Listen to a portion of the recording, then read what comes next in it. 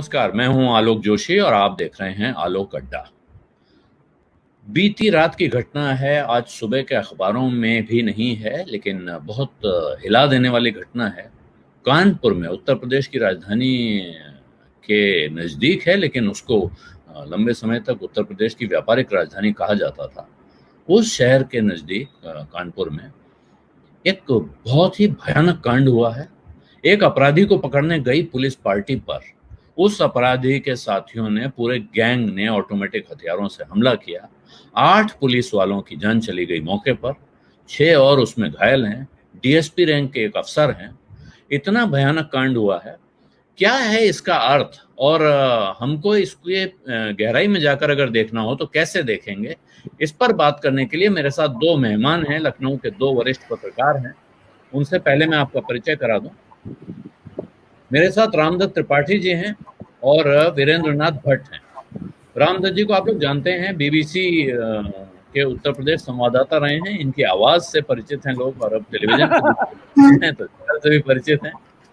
और वीरेंद्र भट्ट जी से आप बहुत लोग परिचित नहीं हैं, लेकिन वीरेंद्र नाथ भट्ट वो लखनऊ के उन दुर्लभ पत्रकारों में से हैं जो बहुत गहराई से पढ़ते लिखते हैं, विषयों का अध्ययन करते हैं, और उत्तर प्रदेश की नहीं, भारत की सरकारी मशीनरी व्यवस्था, उसके अंदर के पेंच ढूंढते रहते हैं और उन पर रोशनी डालते हैं जब जरूरत पड़ती है। आप दोनों से बात करूं इससे पहले मैं एक आग्रह करूंगा अपने दर्शकों से कि मेरा यूट्यूब चैनल वन आलोक जोशी, अगर अभी तक आपने सब्सक्राइब नहीं किया है तो सब्सक्राइब का बटन दबा दें। साथ में घंटी भी बजा देंगे तो अच्छा रहेगा, क्योंकि उससे आपको खबर मिल जाएगी कब नया वीडियो आया या कब मैं लाइव आया। और इस वीडियो के लिंक अपने मित्रों परिचितों के साथ शेयर करें। और आजकल एक ताज़ा शिकायत और हो गई है, कई लोग यही टिप्पणी करने लगते हैं कि देख तो इतने लोग रहे हैं लेकिन लाइक कोई नहीं कर रहा है। तो आप लोग, अगर आपको बात पसंद आ रही है तो लाइक भी करना न भूलें। इसको रस्म मान लीजिए लेकिन निभा दीजिए। और अब बात को आगे बढ़ाते हैं। और रामदत्त जी, मैं पहले आपके पास ही आना चाहता हूँ। आपने आज सुबह अपनी साइट मीडिया स्वराज पर यह खबर डाली कि अखबारों में थी नहीं, चैनलों पे लोग देख रहे होंगे, लेकिन तो थोड़ा सा एक संक्षेप में बता दें हुआ क्या है, अब उसके बाद उसके ऊपर गहराई से चर्चा की जाए। ठीक है, देखिए ये पता चला है कि पुलिस कुछ दिनों पहले कोई कांड हुआ था आपराधिक, और इसके खिलाफ मुकदमा लिखाया गया था। तो पुलिस को उसकी गिरफ्तारी करनी थी, दबिश देनी थी, और जाहिर है कि उसका वहाँ दबदबा या कहें आतंक जैसा था, तो लोकल पुलिस की हिम्मत नहीं पड़ती रही होगी, तभी ये टॉप लेवल पे तय हुआ और इतनी बड़ी फोर्स मोबिलाइज की गई, जिसमें डीवाईएसपी भी थे, 3 थानों के लोग थे, और रात में 12 बजे के बाद, आधी रात के बाद उसके यहाँ दबिश दी गई। लेकिन उस दबिश में क्या हुआ, एक तो हो सकता है कि वो सुरक्षा के लिए हमेशा से रखता हो, या कल उसको मुखबिरी हुई तो उसने बहरहाल जेसीबी वहां खड़ी कर दी थी, तो अंदर तक गाड़ियां जिससे न जा सके। और पुलिस के लोगों को शायद इस बात का एहसास नहीं था कि वहां जाएंगे तो इस तरह से एक अटैक हो जाएगा। ये पुलिस के लोगों ने सोचा होगा कि भाई गांव में घर को चारों तरफ से घेर लेंगे और उसको भागने नहीं देंगे और पकड़ लेंगे। मुझे नहीं लगता कि मुठभेड़ के इरादे से पुलिस वहां गांव के अंदर गई होगी। अगर मुठभेड़ के इरादे से जाते तो शायद प्रोटेक्टिव जो गियर्स हैं, सदरी वदरी, वो भी पहनी जाती जिससे बुलेट प्रूफ। तो इसमें अब एक शक ये भी है कि शायद लोकल पुलिस या किसी स्तर से उसको सूचना हो गई होगी, तो उसने मोर्चा लिया। लेकिन इसमें मुझे ये लगता है कि अगर सूचना हुई, मुखबिरी हुई, तो वो भाग सकता था, भागने का एक विकल्प था। और भागने का विकल्प न चुन करके उसका पुलिस पार्टी पर हमला करना, ये और वो भी तो निश्चित रूप से ये बहुत ही दुस्साहस की बात है उसका, कि अगर उसको ये सूचना थी और या फिर वो अचानक उसको अपना घेरा लगा होगा, देखा होगा, उसको लगा होगा कि मैं मारा जाऊंगा आज। तो बहरहाल अब ये तो वही बता सकता है, जब वो गिरफ्तार होगा तभी बता सकता है कि उसके मन में क्या है जी। लेकिन दूसरी बात ये है कि ये संक्षेप में बता दें कि ये 30 साल से इसका आपराधिक इतिहास है, सभी पॉलिटिकल पार्टीज में वो रह चुका है, और ज्यादातर इस तरह के जो छुटभइये नेता, छुटभइये अपराधी ठेकेदार होते हैं, वो पार्टियां बदलते रहते हैं, या तो रूलिंग पार्टी नहीं मिली तो जो मुख्य अपोजिशन है, जहां भी सहारा मिल जाए वो अपना एडजस्ट करते रहते हैं। और उसका पॉलिटिकल क्लाउड बहुत था, पैसा भी था। जी वीरेंद्र भट्ट जी, आप क्योंकि देखिए आप तो पुलिस और पॉलिटिक्स और इन दोनों के नेक्सस पे भी काफी नजर रखते हैं, इस मामले में खास तौर पे कहीं कोई कोताही, कोई चूक, कोई घपला दिख रहा है? देखिए, पहली बात तो ये बात आ रही है कि जो थाना शिवली के जो थानेदार हैं, पहले वो अकेले गए थे वहां दबिश देने, और जब उन्होंने देखा कि वो यहाँ कमजोर पड़ रहे हैं और उससे बहस शुरू हो गई, तब उन्होंने आसपास के थाने की पुलिस को सूचना दी और बाकी फोर्स को तलब किया। तो जो सीओ साहब मिश्रा जी इसमें मारे गए हैं, वो लोग कोई इसके लिए तैयार नहीं थे कि उनको वहां रेड करनी है। वो तो अपने थानेदार साथी के बचाव में वहां गए थे, और क्योंकि उसको पहले ये जानकारी हो गई थी उसके रेड होने वाली है, और उसके बाद झगड़ा हुआ, तो ये कोई बगैर ये कोई योजनाबद्ध तरीके से पुलिस ने कोई पहले रेकी कराई हो और पहले कोई उसका इंटेलिजेंस असेसमेंट हुआ हो कि जहां हम रेड डालने जा रहे हैं वहां पे एनएसजी की कुल ताकत क्या है, फायर पावर क्या है, पुलिस के पास इस तरह की कोई जानकारी नहीं थी। और तमाम पुलिस अधिकारियों ने ये बात भी कही है कि पुलिस ने जिस तरीके से रेड डाली है, it was a bottom operation, और उसमें जो प्रोफेशनल जो प्रोटोकॉल है उसका निर्वाह नहीं किया गया, उस कारण ये कैजुअलिटी हुई है। यदि ये एक जो पुलिस का अपना प्रोटोकॉल है, जिस तरीके से पुलिस ऑपरेट करती है, अगर वैसे काम किया गया होता पूरी तैयारी के साथ, तो शायद ये स्थिति न होती। और ये घटना इसीलिए हुई है कि जो थाना शिवली के जो थानेदार हैं, वो शायद 2 या 3 सिपाहियों के साथ अकेले पहुंच गए, और बाद में स्थिति जब वहां गंभीर हो गई, तब उन्होंने बाकी पुलिस फोर्स को उन्होंने वायरलेस पे सूचना दी और वो लोग पहुंचे। और जो लोग उनकी मदद के लिए पहुंचे, वो भी शायद पूरी उस घटना की गंभीरता को शायद उनको जानकारी नहीं थी, और वो वहां केवल पहुंच गए। और आज डीजीपी लखनऊ की यूपी के अवस्थी साहब जब गए हैं कानपुर, तो उन्होंने इस बात का सवाल का जवाब देने से साफ देने से मुकर गए कि क्या विकास दुबे के गैंग के पास AK-47 थी, या उसके पास क्या उसके पास और ऑटोमेटिक असॉल्ट राइफल थी, क्या उसके वेपन पुलिस से ज्यादा मजबूत थे। इस बात का अब तक पुलिस ने कोई जवाब नहीं दिया है। जी, ये अब जैसे अभी रामदास जी ने जिक्र किया था अंत में, मेरे पास जो जितनी मुझे जानकारी है, मैं मुंबई में बैठा हूँ, आप दोनों लखनऊ में ज़्यादा करीब हैं, लेकिन सन 2000 से ऐसे मामले, आपराधिक मामले इस विकास दुबे के खिलाफ दर्ज होते रहे हैं। पहला किस्सा शायद सन 2000 का था। 60 आपराधिक मामले हैं, आईपीसी के 46 सेक्शंस में उनके खिलाफ केस दर्ज हैं। 20 मामले हैं हत्या या हत्या का प्रयास यानी 302 और 307 के। 15 केस हैं गैंगस्टर एक्ट और गुंडा एक्ट के। 2 केसेस हैं एनडीपीएस के, और 1 एनएसए का केस भी है। 1 मामला है जिसमें हत्या के मामले में इसको सजा हुई है, और ये खबर भी है कि ये बेल पर बाहर है, उम्र कैद की सजा हो चुकी थी। उसके बावजूद, और ये जो हाल है जिस पर सवाल उठ रहा है कि पुलिस क्यों गई है, ये बात जो आपने कही कि थानाध्यक्ष वहां गए थे और शायद वो फंस गए, ये बात भी मुझे लगता है पुलिस ने तो कंफर्म नहीं की है, ये अपुष्ट सूत्रों से ही आ रही है। नहीं, ये बात देखिए, हमें इस तरह की सोचना थी कि ये आईजी जोन के लेवल पे ये ऑपरेशन तय हुआ था, ये लोकल पुलिस का खेल नहीं था, क्योंकि पुलिस लोकल इंस्पेक्टर के कहने पे डीवाईएसपी और 2-2 और ये सब नहीं जाएंगे, दूसरे थाने वाले। तो ये टॉप लेवल से था, उसको सिग्नल था कि इसको पकड़ना है। मैं यही कह रहा हूँ रामदास जी कि जो घटना जिस अंदाज में हुई है, इसमें एक एंगल ये आ रहा है, एक कयास लगाया जा रहा है, क्योंकि पुष्टि तो हुई नहीं है कि एक थानेदार अकेले गए थे, उनको गिरोह ने पकड़ के रख लिया, तब उन्होंने गुहार लगाई तो बड़ी पुलिस फोर्स गई छुड़ाने के लिए या पकड़ने के लिए, जो भी कहें। दूसरा यह है कि पुलिस ने एक योजना बनाई कि एक बड़े इस गिरोह पर हमला किया जाए, इनको गिरफ्तार किया जाए, या अब इस बात को कहना कितना जायज है मैं नहीं कह सकता हूँ, लेकिन ये संभावना भी बड़ी है। रात में 1:30 बजे अगर पुलिस पार्टी किसी के घर दबिश डाल रही है, तो ये संभावना भी होती है कि उसको उठाकर ले जाकर एनकाउंटर किया जा सकता है। ये डर उस अपराधी के मन में हो सकता है। और अगर उससे भी ये खबर मिल जाए, साथ में देखिए कि उसके मुखबिर भी इधर काम कर रहे हैं। एक तरफ पुलिस उसके चारों तरफ घेराबंदी कर रही है, दूसरी तरफ उसने पुलिस के लिए पूरा घेरा बना के तैयार किया। पहले उसने रास्ता रोका जहां से गांव में घुस सकती थी पुलिस, वहां जेसीबी लगाई। जेसीबी लगाने से पुलिस तो नहीं रुकती, लेकिन पुलिस की गाड़ियां आखिरी जगह तक पहुंचना और वहां से वापस आना पुलिस के लिए मुश्किल हो जाता। इसके बाद पुलिस 3 तरफ जा सकती थी।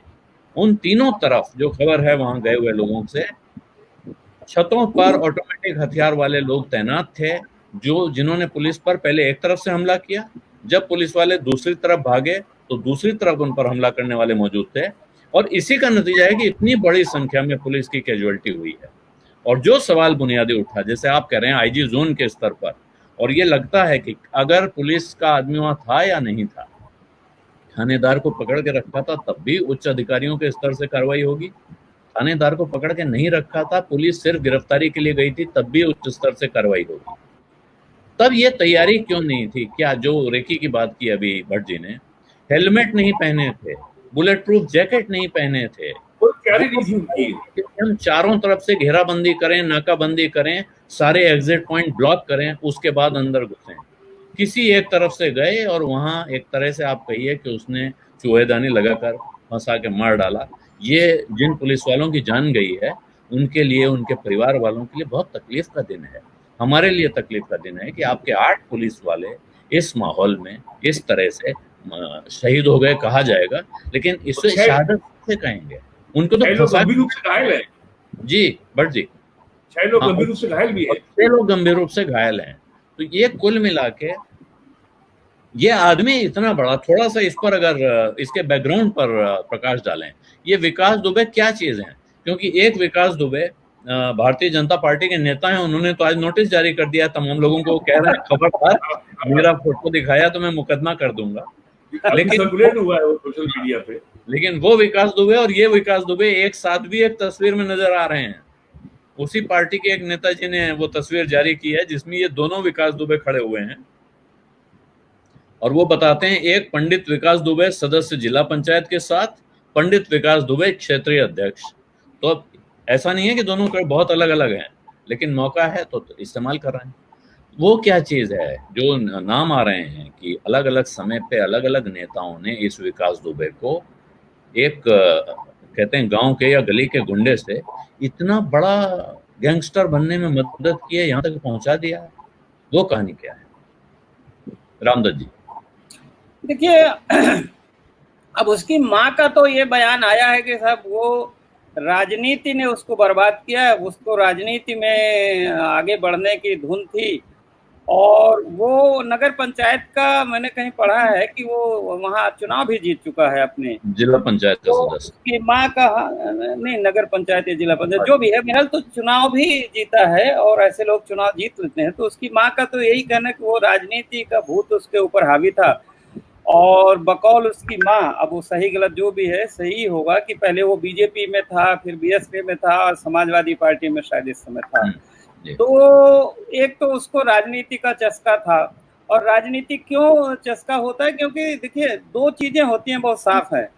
या तो लोग राजनीति में शामिल हो जाते हैं तो उनको लोकल ठेकेदारी और तमाम चीजों में संरक्षण मिल जाता है, नहीं होता तो अपना भट्ट जी एक अखबार निकाल लेते हैं हम लोग कि भाई चलो उससे थोड़ा थाना पुलिस और ये लोकल जो अफसर थोड़ा डरेंगे, या जहाँ रिश्वत देनी पड़ती है नहीं देनी पड़ेगी। तो बहरहाल वो फिर जाहिर है कि जब आप इस तरह से हो जाएंगे, और उसकी तस्वीरें आज इस तरह से आई हैं कि तमाम बड़े नेताओं के साथ, दिल्ली के भी नेता है, लखनऊ के भी नेता है, सबके साथ उसकी तस्वीरें आज मीडिया में छाई हुई हैं, सर्कुलेट हुई हैं।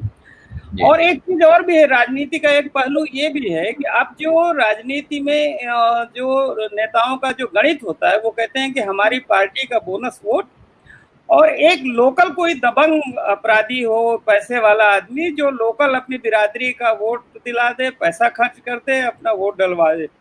तो उस फार्मूले में आजकल इस तरह के जो छुटभैये नेताओं की बड़ी तलाश रहती है सब पार्टियों को कि भाई वो पार्टी को चंदा भी दिया उसने, चुनाव में अपना वोट भी लाया और पार्टी का बोनस वोट ला के कहीं निकाल लिया चुनाव। जी। लेकिन मूल सवाल यही है कि जब 2002 से या 2000 से उस पर मुकदमा था, तो हमारा जो क्रिमिनल जस्टिस सिस्टम है उस पर भी गौर करना चाहिए। देखिए, एक मैं जो थोड़ा मोड़ा मुझे कानून की जानकारी है, उसमें क्या हुआ कि हम एक समाज के हिसाब से कुछ चीजें होता है। हर समाज का एक अपना अरे दंड व्यवस्था और अपराध का होता है। हमारे यहाँ 73 में सीआरपीसी में एक बड़ा अमेंडमेंट हुआ और उसमें बहुत सारे बदलाव किए गए, जिसमें जो एग्जीक्यूटिव मजिस्ट्रेट्स के पावर लिए गए, छीने गए और उनको सेपरेशन हो गया और जुडिशरी का। पहले क्या होता था, मैं भी गांव का रहने वाला हूँ, कि जो एसडीएम होता था तो वो उसको तमाम सूचनाएं रहती थी प्रधानों के जरिए और पटवारी के जरिए। तो इस तरह के जो छोटे मोटे गुंडाई शुरू करते थे तो वो वहीं से उसको 107-16 में और चीजों में बाउंड करके या उसको थोड़ा, और थानेदार उसको रिपोर्ट करता था एसडीएम को। अब क्या है कि थानेदार एकदम स्वतंत्र हो गए हैं, उनकी अपनी चेन ऑफ कमान है, पैसा लेके थाना पाते हैं। तो जो एग्जीक्यूटिव मजिस्ट्रेट्स का जो कंट्रोल है वो बिल्कुल खत्म हो गया है। और उसके बाद चार्जशीट लग जाती है, 10-12 साल तक मुकदमे का ट्रायल नहीं शुरू होता है, तब तक गवाह जो है वो टूट जाते हैं या पैसा दे के तोड़ लिए जाते हैं, नहीं तो होता उसको मार दिया जाता है। तो इसका नतीजा है कि भाई वो किसी वो जेल में नहीं था, उसको कायदे से जेल होना चाहिए था। इतना बड़ा है तो उसको लंबी अब तक सजा हो सकती थी, अगर, क्योंकि ऐसा नहीं हो सकता कि ये सारे मुकदमे झूठे रहे होंगे, कुछ तो मुकदमे सही रहे होंगे।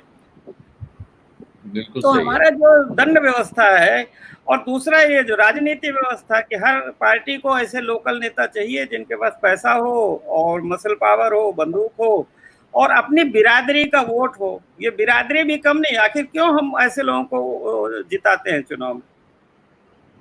ये सवाल है कि आप ऐसे लोगों को चुनाव में क्यों जिताते हैं। लेकिन भट्ट जी, ये एक प्रश्न तो है कि जुडिशियल सिस्टम जो हमारा है वो परेशान होते हैं लोग, वक्त लगता है, इतना समय लग जाता है। लेकिन दूसरी चीज राजनीति है, और मैं जो नाम मैंने सुने हैं वो लेने चाहिए नहीं लेने चाहिए अलग बात है। आरोप तो बनता है और इसलिए आरोप लगे हैं। पहले हरिकिशन श्रीवास्तव के प्रश्रय में थे विकास दुबे, उसके बाद हाँ, और हरिकृष्ण श्रीवास्तव तो विधानसभा या विधान परिषद के अध्यक्ष हैं, विधानसभा के अध्यक्ष रहे 89 में।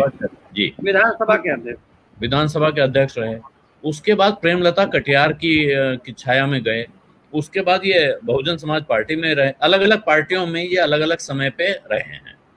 और कहा जा रहा है कि यही होता ये था कि जितने मुकदमे हैं उनमें न सिर्फ विकास दुबे के खिलाफ बल्कि जो इनके आसपास जो छुटभइये जो लड़के इनके गैंग में शूटर वगैरह होते थे उनके बारे में भी अगर उन पर कोई मुकदमा है तो उसमें फैसले तक मामला नहीं पहुंचता था, क्योंकि गवाह हॉस्टाइल हो जाते थे। उन गवाहों को डरा धमका कर यह स्थिति ला दी जाती थी कि वो गवाही देने नहीं जाएंगे, तो आप अपराध कीजिए, बच जाइए। इसीलिए भैया इतने लोकप्रिय थे, और भैया लोकप्रिय थे इसलिए राजनेता जाकर उनके पैर छूते थे कि भाई इस इलाके में हमको चुनाव लड़ना है तो इनकी मदद के बिना, इनके समर्थन के बिना, इनके आशीर्वाद के बिना गुजारा होगा नहीं। ये क्या सिर्फ कानपुर देहात के इस इलाके की कहानी है या ये उत्तर प्रदेश में और जगहों पे भी इसी अंदाज में दोहराई जा रही है? खाली उत्तर प्रदेश में नहीं, ये भारत के तमाम राज्यों की कहानी है, खासकर हिंदी बेल्ट की। उत्तर प्रदेश हमारे देश की पुलिस व्यवस्था में सबसे महत्वपूर्ण कड़ी होता है विवेचना अधिकारी यानी सब इंस्पेक्टर। और उत्तर प्रदेश की राजनीति में मुकदमा दर्ज होने के बाद जांच के दौरान नाम डालना और नाम निकालना ये सबसे क्रूशियल टाइम होता है इन्वेस्टिगेशन में। सुप्रीम कोर्ट या हाई कोर्ट विवेचना अधिकारी को ये नहीं कह सकती कि आप इसका नाम डाल दो, वो नाम निकाल तो सकती है लेकिन नाम डाल नहीं सकती। तो हमारे यहाँ सारा जो खेल होता है वो होता है विवेचना के दौर में, इन्वेस्टिगेशन के टाइम पर। जैसे अभी यूपी में एंटी-सीए का बहुत जबरदस्त आंदोलन प्रदेश में हुआ। पुलिस ने दर्जनों एफआईआर की और उसमें बड़ी संख्या में अज्ञात के नाम से एफआईआर हुई। अब अज्ञात के नाम पर ये उनके पास एक ब्लैंक चेक है कि during the course of investigation वो 2, 4, 10, 20 कितने ही लोगों को उस केस में इम्प्लीकेट कर सकती है। अब जो आपने बात कही राजनीतिक संरक्षण की, अगर आपके पास राजनीतिक आंकड़ा का संरक्षण है तो विवेचना के दौरान उस अपराधी घटना से आपका नाम निकाल दिया जाएगा, चार्जशीट में आपका नाम नहीं आएगा। ये सब काम यूपी में पिछले 30 सालों से लगातार हो रहा है और सत्ता में दल बदलते रहते हैं, लेकिन बुनियादी व्यवस्था वही रहती है, कोई फंडामेंटल चेंज नहीं आता है। और अब जैसे मैं आपको उदाहरण दूं, 1996 में यूपी के फॉर्मर डीजीपी प्रकाश सिंह ने सुप्रीम कोर्ट में रिट फाइल की थी पुलिस रिफॉर्म के लिए। 2006 में फैसला आ गया, लेकिन आज जो है 14 साल हो गए, क्या किसी स्टेट ने पुलिस रिफॉर्म के बारे में 1 इंच कार्रवाई आगे की? क्या कोई आगे बढ़ा? बस यूपी में केवल कहने को एक यहाँ पे बन गया एस्टेब्लिशमेंट कमेटी या कमीशन बन गया कि साहब ये जो है IAS EIP अफसरों की ट्रांसफर पोस्टिंग तय करेगा। ये बात होगी 2007-8 की। 2 साल हमने सुना, 10 साल से उसका नाम भी आना बंद हो गया। तो यूपी में एक समस्या और है, रीजनल पार्टीज के दौर में यहाँ यूपी में ये बात थी कि हर समय चुनाव के पहले जब चुनाव आयोग की टीम लखनऊ आती थी तो जो अपोजिशन पार्टी कहती कि साहब ये पुलिस इस दल की प्राइवेट आर्मी है, तो इस दल के सत्ता में रहते यूपी में निष्पक्ष चुनाव संभव नहीं है। और मैं नाम लेके कहता हूं, समाजवादी पार्टी, बहुजन समाज पार्टी की सरकारों के दौरान पुलिस हमेशा सत्ताधारी दल की एक निजी सेना के रूप में थी। पिछली सपा सरकार के समय तो आपके महाराष्ट्र के एक IPS अफसर थे जो कानपुर में SSP पोस्टेड थे, यशस्वी यादव, जो बहुत ही कंट्रोवर्शियल अफसर थे, आजकल बॉम्बे में है, वो ATF में या एंटी साइबर, वो साइबर सेल के चीफ है बॉम्बे में, मैंने अभी उनकी हाल में खबर देखी थी। तो ये सब जो हो रहा है, अगर इसकी हम बिग पिक्चर देखें, आप अगर रामदत्त जी गवाह हैं, पिछले 40 साल से उत्तर प्रदेश की असेंबली के लगभग हर सत्र में लॉ एंड ऑर्डर की हालत को लेकर हंगामा होता है, वॉकआउट होता है, असेंबली की कार्रवाई बाधित होती है। लेकिन पिछले 40 साल में किसी भी दल ने आज तक ये नहीं कहा कि लॉ एंड ऑर्डर खराब क्यों है, इसको ठीक करने के लिए हमारे पास ये ऑल्टरनेटिव प्रस्ताव है, या ये किया जाना चाहिए, या ये किया जाए। बस ये एक रिचुअल है और हर पॉलिटिकल पार्टी के पास केवल सेल्फ सर्विंग रेटरिक है, उनके अपने आत्म फायदे के लिए जो रेटरिक है बस है। इसके अलावा कभी आज तक ठोस बात नहीं होती और सभी राजनीतिक दलों का हित इसी में है कि जो स्थिति है, जो यथा स्थिति है वो बनी रहे। ए दल की सरकार होगी तो इस जाति के SP DIG IG होंगे, B दल की होगी तो उसके अलग होंगे। और अब तो वैसे जाति का फर्क थोड़ा सा कम हुआ है, लेकिन और जी हुजूरी करने वाले अफसरों की कमी नहीं है, जिसको हम बोलते हैं प्लाइबल अफसर। आपने बहुत बार अपने प्रोग्रामों में विक्रम सिंह जी को बुलाया, यूपी के ex-DGP, जो बातें वो आज करते हैं वो तो बड़ी आदर्शवादी बातें मालूम होती हैं। अब तो जी हुजूरी का जमाना है, तो अब कोई भी नेता, कोई भी दल कभी बिग पिक्चर पे बात नहीं करना चाहता। तात्कालिक सरकार के ऊपर आरोप जड़ दो, उसका इस्तीफा मांग लो, उसकी साख को डैमेज करने के लिए आरोप लगा दो, और असेंबली जब आए तो लॉ एंड ऑर्डर ऊपर हंगामा करो और असेंबली के अंदर जो है बैनर प्ले कार्ड लेके खड़े हो जाओ कि लाठी गोली की सरकार नहीं चलेगी, मामला खत्म हो जाता है। पिछली सपा सरकार, देखिए आपने दो नाम लिए पिछली सरकारों के, समाजवादी पार्टी, बहुजन समाज पार्टी, और ये बहुत हद तक सही है, मैं भी उससे सहमत हूँ और हमारे दर्शक लोग भी कह रहे हैं कि वो इन दोनों दलों ने बर्बाद कर दिया।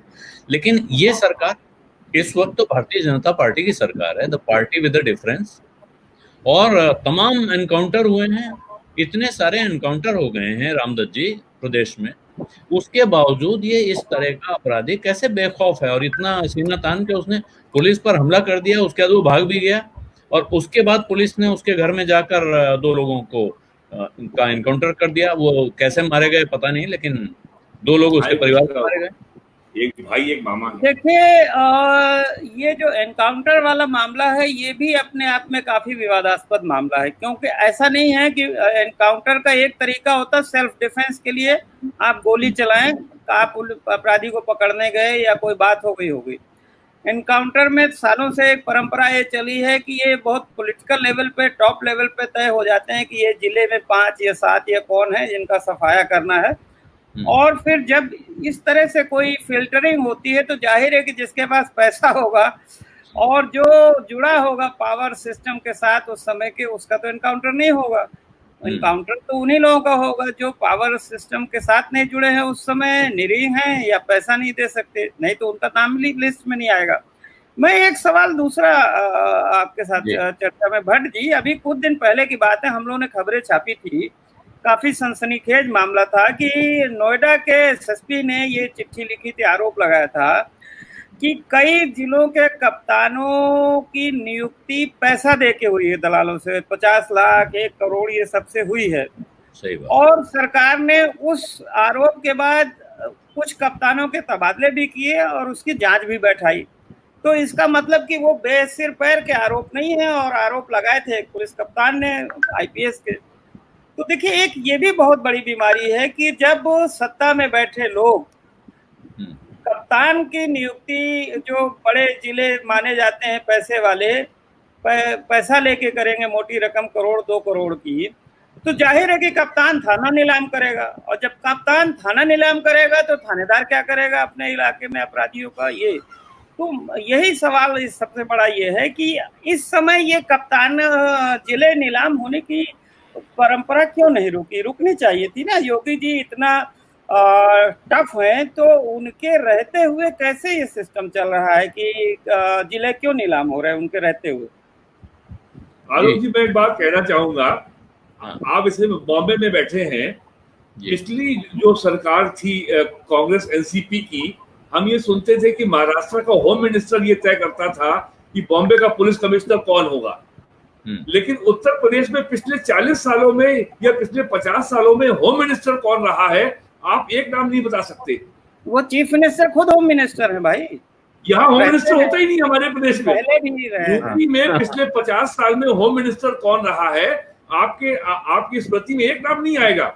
वीपी सिंह के टाइम पे नहीं, वीपी सिंह के टाइम पे स्वरूप कुमारी बख्शी दीदी थी, और वो राजेंद्र त्रिपाठी जी थे मेरे ख्याल से पिछले, वो राज्य मंत्री थे, और 1988 में एनडी तिवारी के समय सुशीला रोहतगी भी होम मिनिस्टर थी। लेकिन महाराष्ट्र में जो होम मिनिस्टर है वो बॉम्बे का पुलिस कमिश्नर तय करता है। हमारे यहाँ तो इंस्पेक्टर भी मुख्यमंत्री तय करता है। तो जब इतनी सामंती प्रशासनिक व्यवस्था होगी जिसमें कोई ट्रांसपेरेंसी नहीं है, कोई अकाउंटेबिलिटी नहीं है, नहीं सवाल आप उसको घुमा रहे हैं। सवाल यह है कि कप्तान की नियुक्ति तो नीचे से नहीं होती है ना, टॉप लेवल पे होम मिनिस्टर चीफ मिनिस्टर के दस्तखत से होती है ना, उसमें क्यों पैसा चल रहा है? नहीं, पहला सवाल तो पैसा क्यों चल रहा है, लेकिन मैं फिर पूछ रहा हूँ भाई उसकी तो जांच कराइए सरकार ने, ये नहीं कहा पैसा तो इसलिए चल रहा है, और ये साफ है, हमें भी पता है, आपको भी पता है, पैसा इसलिए चल रहा है कि पैसा जो आज पैसा देकर पोजीशन पा रहा है वो पैसा कमाएगा, वो कमाने के लिए ही वो पैसा दे रहा है, बिल्कुल साफ होना चाहिए ना, तभी तो कहीं तो ब्रेक करे। हाँ, लेकिन सवाल यह है कि क्या आदमी पैसा देकर या पैसा कमाने के लिए जान दे देगा? ये जो लोग जिनकी जान चली गई कल रात के एनकाउंटर में, वो लोग इसलिए तो उन्होंने पैसा नहीं दिया होगा कि हम यहाँ जाएंगे और हम यहाँ मार डाले जाएंगे, अपनी जान देने के। जरूरी नहीं है कि हाँ उन्होंने पैसा दिया नहीं दिया, लेकिन जो भी तो स्थिति, लेकिन जो दूसरी है उसमें हर पार्टी के लोग शामिल हैं। अभी जो मैं कह रहा हूँ कि एक अभी जिक्र हुआ, कमाल खान हमारे दोस्त हैं, आप सब जानते ही हैं, एनडीटीवी के उत्तर प्रदेश में रेजिडेंट एडिटर हैं, उनसे मेरी बात हो रही कुछ देर पहले। उन्होंने कहा कि ए के जैन साहब जो एक्स डीजीपी थे, और वो कह रहे थे कि हम जब कप्तान बने थे, नए नए हमने काम शुरू किया था, तब परंपरा थी कि जिले के टॉप 10 अपराधियों की सूची बनाओ, जो हिस्ट्री शीटर होते हैं उनको टाइट रखो, या जिनको जो उसमें न टाइट हो, अगर ऐसी नौबत आ जाए, एनकाउंटर हो जाए, मार डालना हो, जो भी करना हो, आप अगर उन ऊपर के 10 बदमाशों को ठीक रखेंगे तो नीचे के छोटे मोटे बदमाश अपने आप कंट्रोल में रहेंगे। अब क्या है कि जो टॉप के बदमाश हैं उनको तो और टॉप से उनके पीठ पे हाथ रखा गया है। कहीं ना कहीं कोई ना कोई पॉलिटिशियन, जैसे इसी मामले में, इतनी हिम्मत कैसे आती है किसी आदमी के अंदर कि वो पुलिस पार्टी पर हमला कर ले। मैं तो बड़े बड़े अपराधियों के बारे में ये मैं समझता हूँ कि आलोक बहुत दुस्साहस घटना, और मैं सुबह से बता रहा हूँ, मेरे पास जो मैसेज आ रहे हैं पुलिस पर हमला, बिल्कुल, मतलब वो कहते हैं एक तरह से क्रिमिनल वर्ल्ड में, अंडरवर्ल्ड में, मुंबई में अंडरवर्ल्ड में पुलिस पर हमले को अपने एक तरह से कुफ्र माना जाता है। ये मत करना वरना सारी पुलिस मिलके हमारे पीछे पड़ जाएगी।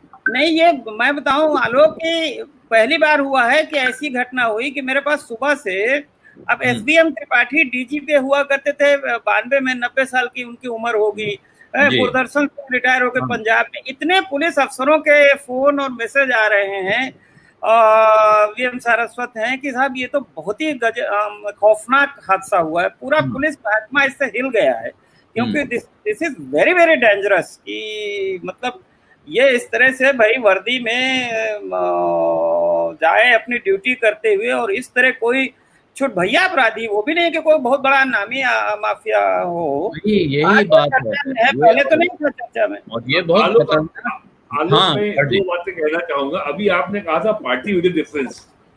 मैं पिछले 30 साल से यूपी में ही देख रहा हूँ कि हर पार्टी अपनी अपनी अलग अलग आइडियोलॉजी होने का दावा करती है, लेकिन जब चुनाव आता है और जब टिकट बांटने का समय आता है तब हर पार्टी के पास टिकट देने का एक ही क्राइटेरिया रह जाता है, विनेबिलिटी, कि साहब ये आदमी इलेक्शन जीत पाएगा इसलिए। और यही कारण है, विनेबिलिटी एक ऐसा आधार है कि जिस कारण हर दल में महिलाओं को मिलने वाले टिकट की संख्या कम हो जाती है। पहली बात ये। और दूसरी बात जो आपने भी एके जैन साहब के दौर का हवाला दिया, एके जैन साहब जिस समय एसपी रहे होंगे तो ये वो बात कम से कम आज से 40 साल पहले की बात है। यूपी में 1995 से लगातार पंचायत चुनाव हो रहे हैं, यूपी में लगातार नगर निकाय चुनाव हो रहे हैं 1988 से। समाजवादी पार्टी, बहुजन समाज पार्टी के उदय से समाज का बहुत जबरदस्त लोकतांत्रिकरण हुआ है। जो जातियां 1988-89 तक कांग्रेस के राज में जो इलेक्टोरल प्रोसेस पे एकदम हाशिए पे थी, आज वो मुख्य धारा में आई हैं और वो अपनी अपवर्ड मोबिलिटी को असर्ट कर रही हैं। तो एक पंचायत चुनाव से यूपी में 10 लाख नेता पैदा हो जाते हैं, अब वो असर्ट करते हैं तो समाज में नई फॉल्ट लाइन क्रिएट हो रही है, समाज में नए तनाव के कारण पैदा हो गए हैं। तो वो 40 साल का जो आपके पास जो एक प्रोटोकॉल था या जो मानक था, उसके आधार पर पुलिसिंग नहीं हो सकती। यूपी में जो चेंज हो रहा है केवल ये हो रहा है कि साहब हमने थाने हर जिले में 4 नए खोल दिए, हमने जो है एक वो डायल सर्विस शुरू कर दी, हमने 3000 पेट्रोल गाड़ियां दे दी। जो बुनियादी जो सोशल फॉल्ट लाइन है उसको एड्रेस करने का काम तो पॉलिटिकल लीडरशिप का है, गवर्नमेंट का है। अब ये घटना हो गई है, 2 दिन हंगामा रहेगा, लेकिन एक बिग पिक्चर को लेकर के ऐसी समस्याएं कितने और जिलों में हैं उसको, और इनका रिकरेंस ना हो इसके बारे में कोई एक्शन प्लान बने, ऐसा हमने नहीं देखा। 2018 में बुलंदशहर में इंस्पेक्टर सुबोध सिंह को मार दिया गया, उसमें विश्व हिंदू परिषद के लोगों का नाम आया और वो लोग 6 महीने जेल में रहे। क्या यूपी गवर्नमेंट या यूपी पुलिस ये कह सकती है कि हमने इस घटना से ये लेसन ड्रॉ किए और इसकी पुनरावृत्ति रोकने के लिए हमने ये कदम उठाएंगे, या हमने ये सवाल बिल्कुल जो आप कह रहे हैं, ये सवाल आज बड़ा सवाल बन के उठ रहा है कि इंस्पेक्टर सुबोध कुमार सिंह के हत्यारों का क्या हुआ। अगर पुलिस अफसरों की हत्या करने वालों के खिलाफ एक्शन नहीं होगा, क्विक एक्शन नहीं होगा, तो पुलिस और कब तक। और अगर ये बहुत ही चिंताजनक मामला इसलिए है कि अगर वर्दी का खौफ नहीं रह गया तो फिर आम आदमी का क्या होगा। कानून का एक बाल केवल होता है, पुलिस वाले को पकड़ के किसी ने मार दिया हो। एक बड़ी पुलिस पार्टी पर बिल्कुल संगठित तरीके से घात लगाकर हमला किया गया है। रामदत्त जी, आप इस पे कुछ कहना चाह रहे हैं? नहीं, मैंने